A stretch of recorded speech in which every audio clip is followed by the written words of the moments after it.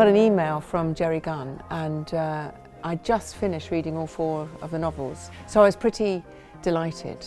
But actually it was once I read April's first drafts of the books, her adaptations, that I just thought I could really see a way in. And I also knew that Niamh was going to do it, and we worked together. No, but it's true. We worked together on Portrait of a Lady about 10 years ago now. Yeah. And so knowing that Niamh was going to play Lanu was a massive boon. It is an odyssey. It's a journey that each of us makes.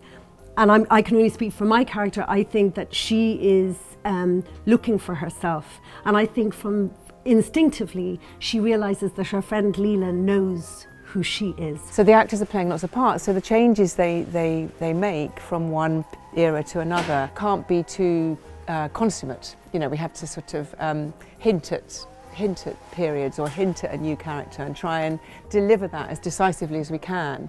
But sometimes they only have like 10 seconds to change, you know. It starts out with a scene where the 2 of them meet with playing with their dolls, and they throw them down into the cellar through this grate. And Lanu is like a match for Lila. There's something mythical and fantastical about the books, and I think theatre, if you're going to translate those books into any medium, I would say theatre is the one. It is inevitably very visual and very physical. All the actors have to have a kind of emotional and physical elasticity as they're sort of shifting from time and place and character. And that's been the exciting thing about doing these productions for me, is I've never been involved in such a movement-based piece. And we're working with this brilliant cast and crew that have worked with, many of the cast have worked with Melly before, incredibly physically adept.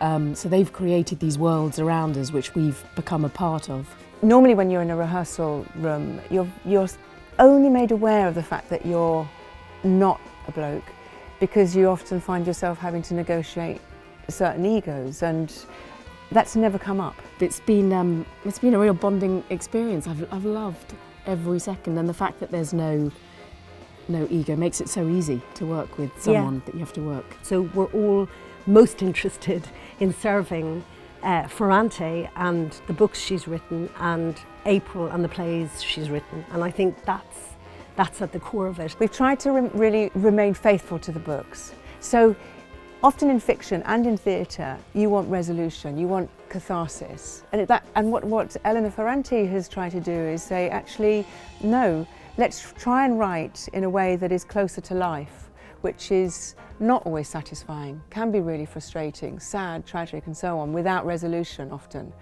And that's what we've tried to embody and put on stage.